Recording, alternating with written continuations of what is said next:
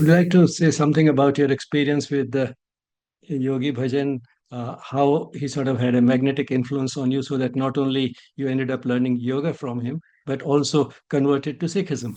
The virtue of yoga, as I read in one book, is that yoga doesn't just allow you to progress cognitively as meditation practice, but also every aspect of your life, your physical body, your diet, your entire lifestyle is then oriented towards this spiritual growth, this achievement of these deeper and more profound states of consciousness.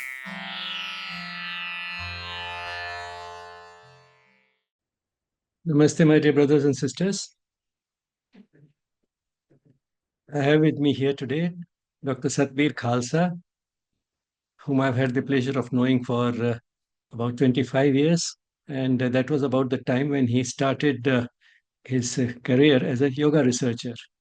But then there was a lot that he did before that, and sometimes you can bring out many valuable pieces of learning from a person how he journeyed, in spite of having been born and brought up in the West, how he journeyed towards yoga research.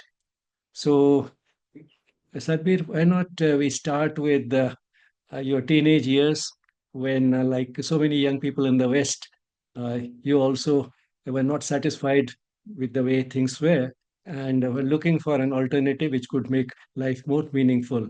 And that's how you discovered Yogi Bhajan. So let's start from that point, maybe. Yes, so I was indeed an adolescent in Canada, in Toronto at the time. And at that time, so the counterculture, the hippie movement, was questioning sort of materialistic oriented lifestyle that was of the 50s and 60s in North America. And we were questioning, the value of that particular materialistic view in life.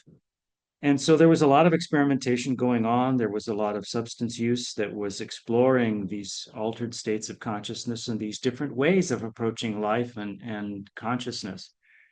And I became very interested, as someone who is interested in science, in this whole construct of altered states of consciousness. What did this mean to have a non-materialistic view in life?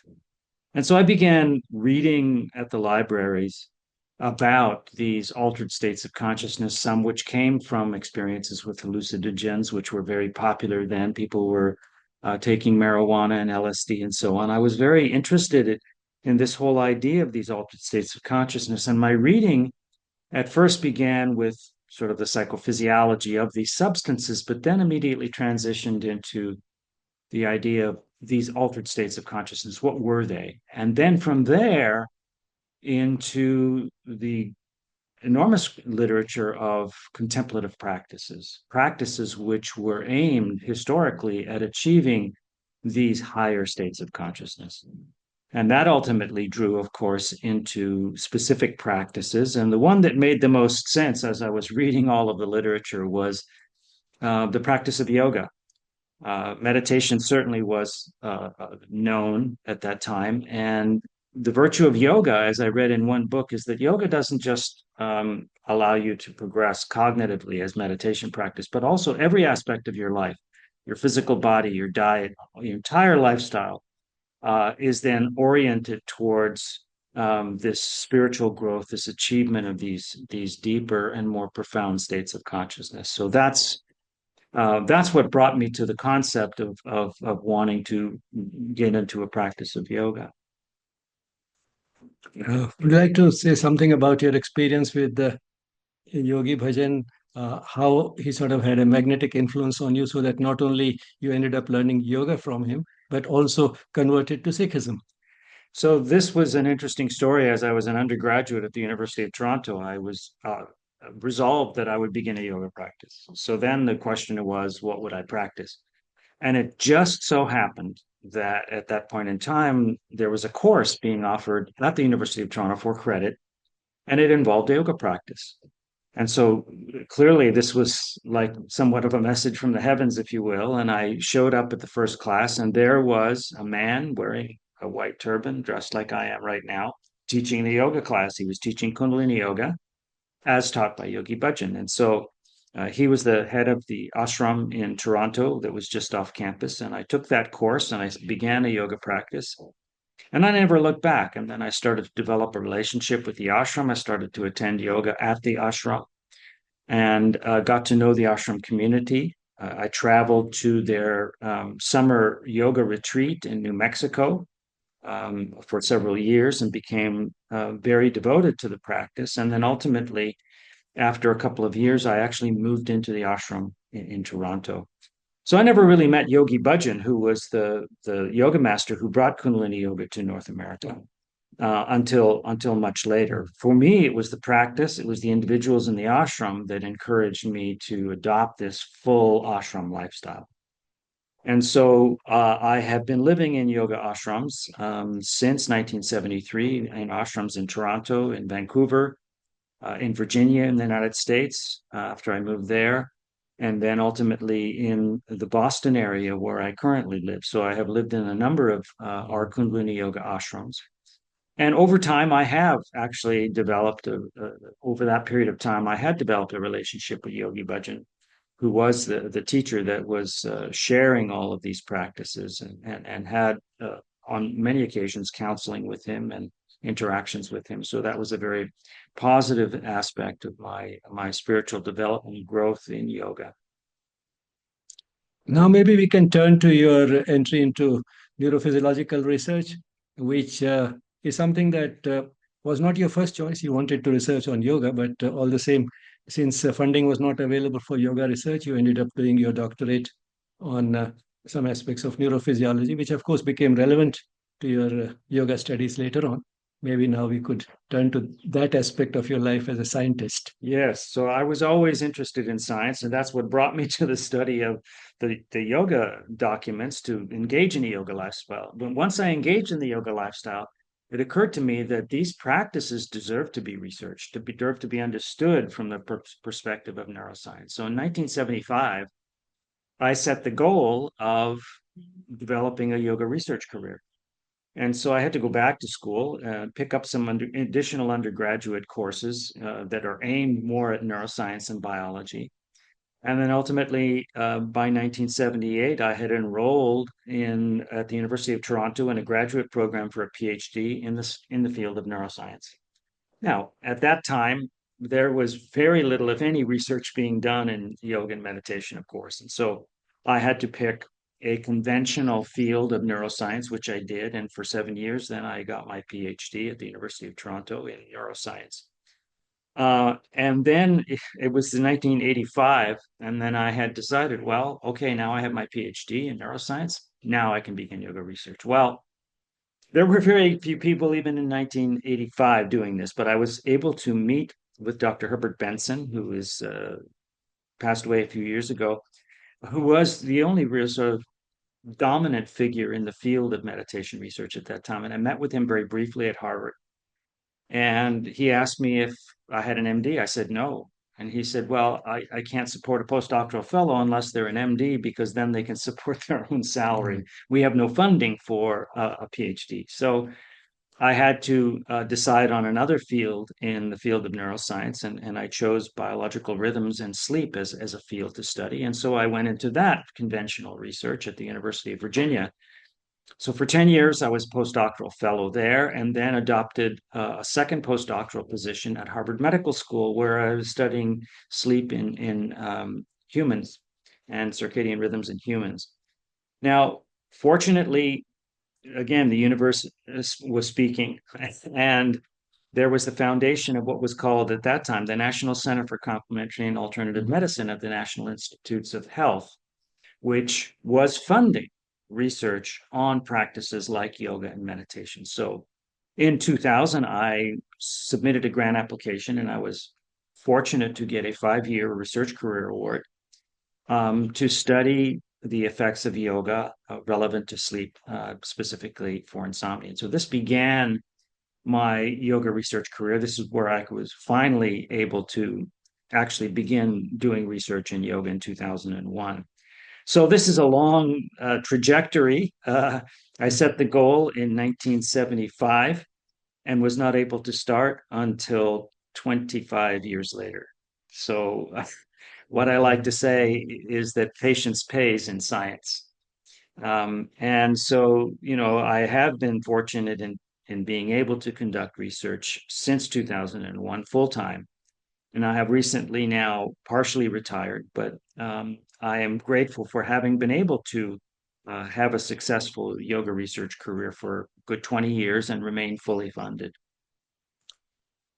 But throughout this career, you not only studied the efficacy of yogic practices on insomnia and other sleep disorders, and then you, for the last several years, you have been working uh, on bringing yoga into schools, and maybe you would like to talk something about that.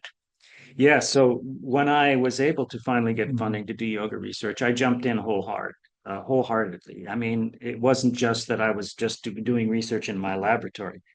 I wanted to be at the front edge of all of this work. I wanted to be deeply involved. So immediately, and the first yoga conference that I heard of that was taking place in India, I immediately attended. This was, I believe, at SVASA in Bangalore, where they were holding annual yoga research conferences. And so I immediately went and started getting to know colleagues. And of course, this is where I met Dr. Bijlani for the first time, and we've had a long and productive relationship. Um, and so that began not only my research in different areas of yoga's benefits, but also in sort of adopting, if you will, a leadership role, because for me, this was very passionate. I believed very strongly that yoga research should grow.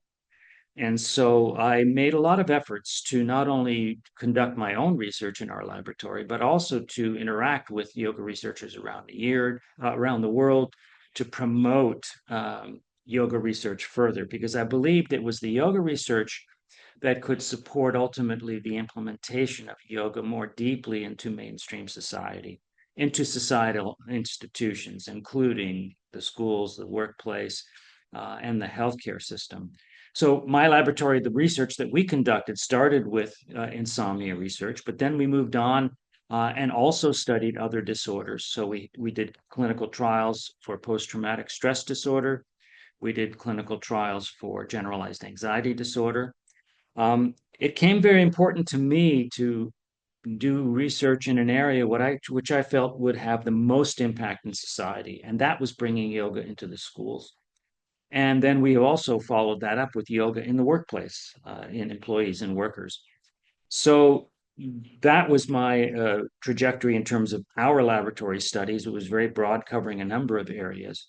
But then my mission, sort of globally, to serve as a catalyst for yoga research internationally, drew me to a number of events and a relationship. I attended all the research conferences in India, and forced now am fortunate to be on a first name basis with all of my colleagues here in India and even in Europe and Australia and elsewhere. And one of the consequences of that has been putting together a medical textbook called The Principles and Practice of Yoga in Healthcare. The second edition of that has just been published. I was joined by four eminent co editors who are leaders in the field of yoga research: Shirley Tellis, Lorenzo Cohen, Holger Kramer, and yoga therapist Timothy McHall. And so this extensive book incorporated the writings in the chapters of 100 yoga researchers internationally. So this is a fully medical textbook written in scientific language, summarizing the research and promoting the research on yoga as valid and credible for the implementation into healthcare.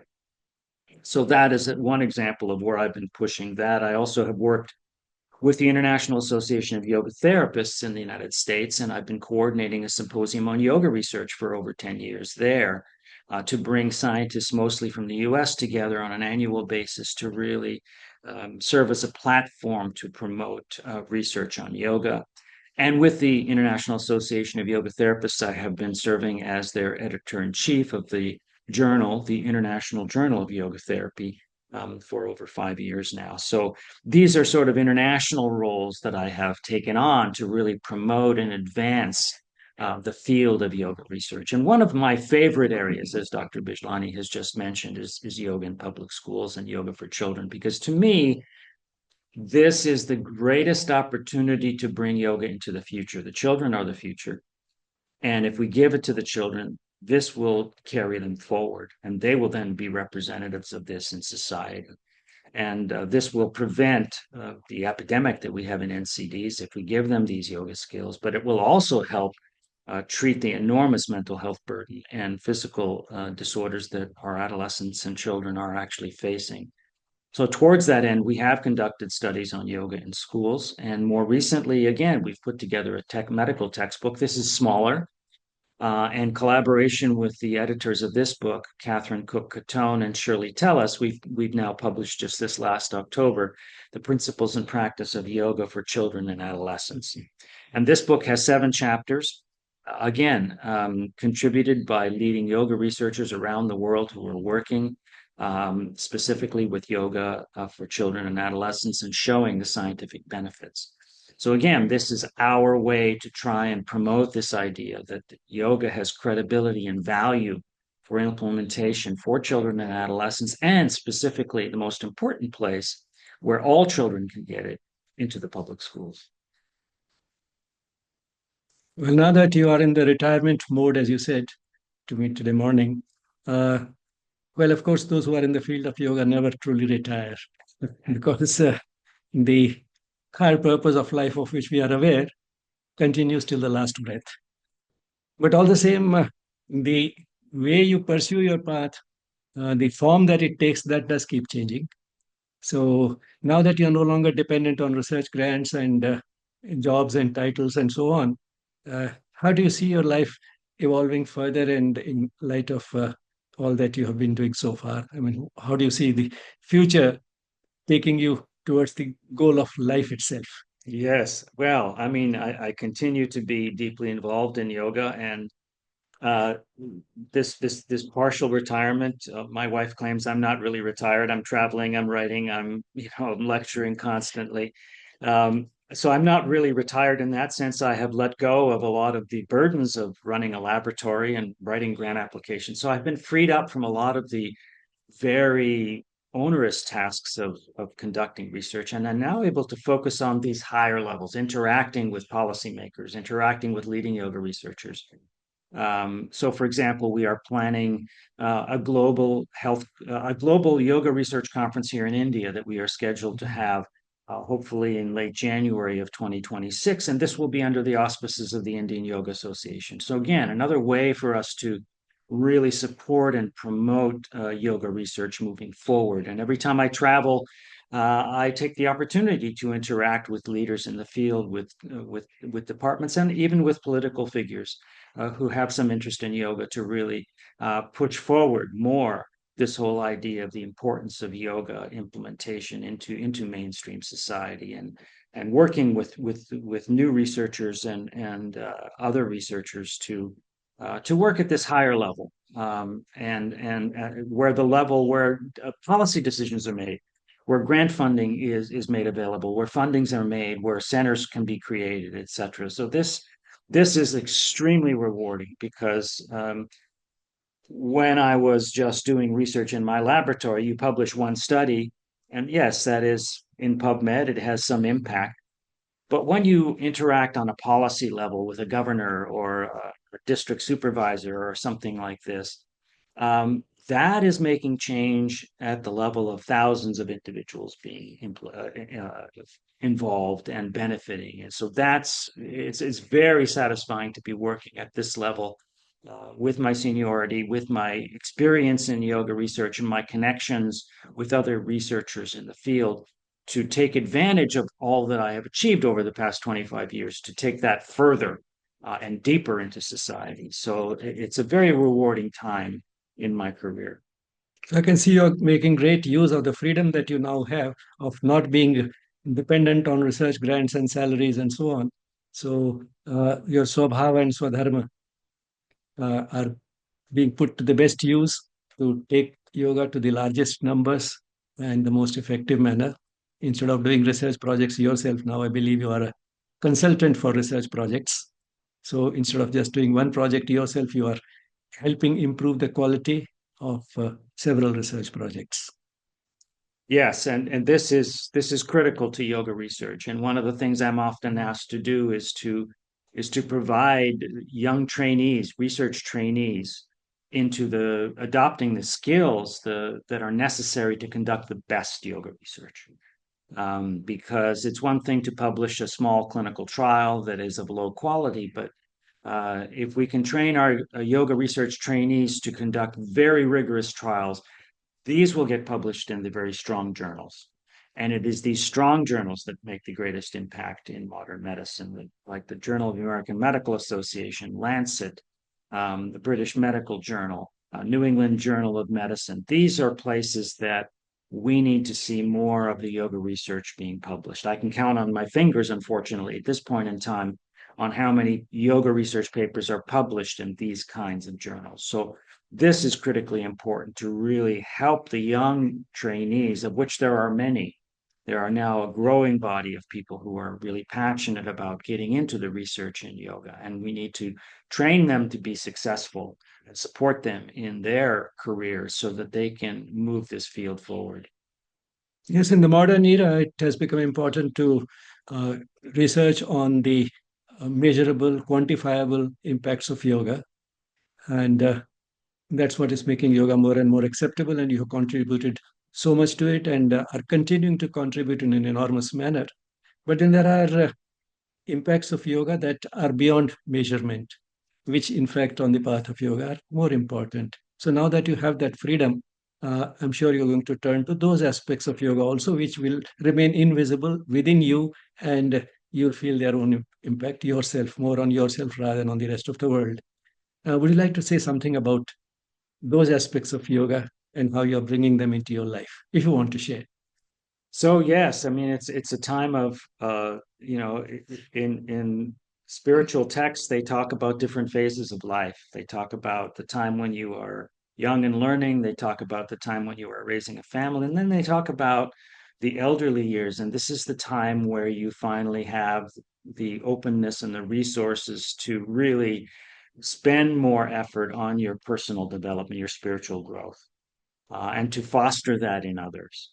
And so this is that remarkable silver age for me, at the age of 73, as I am now, to really engage in that, not only for my personal development and life satisfaction, but also to continue to really serve at this higher level. Before we close, any uh, message that you have for the viewers? Well, I think the beauty of yoga research, what some people don't understand, yoga has become very popular. So in the United States, we have 17% of the population has practiced yoga.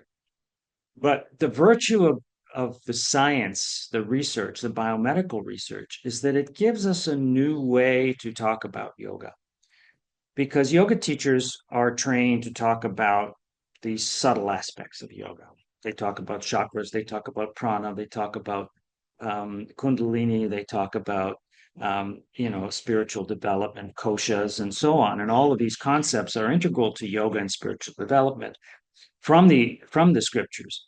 The problem is that most of modern society, this is a language that, and these are concepts that they are not familiar with. The language of modern society is scientific. So, what this research is really doing in one way is, in addition to providing validation that it provides benefits, is a new way of talking about it, new concepts, new scientific language that describes how yoga works. So, we talk about improvement in respiratory function, improvement in flexibility and physical performance. And especially, we talk about self regulation of stress and emotion. And we talk about the inculcation of mindfulness, mind body awareness, interoception, which leads to metacognition, which is what Patanjali's Yoga Sutras were all about. And then finally, we even have a language talking about secular spirituality, the induction of these contemplative states of consciousness. And when we use this modern scientific language, this is the language of modern society. So, in addition to giving verification, it's this languaging which is really critical to allow us to communicate to the rest of society why yoga is so valuable and what it can really offer. And that is, to me, one of the biggest justifications for this research. Thank you so much, Sadhvir. It has been really a joy talking to you as usual. And I'm sure we'll have more opportunities to talk further and share it with the general public. I'm sure it's going to do a lot of good to whosoever is watching this video. Thank you. Namaste, my pleasure.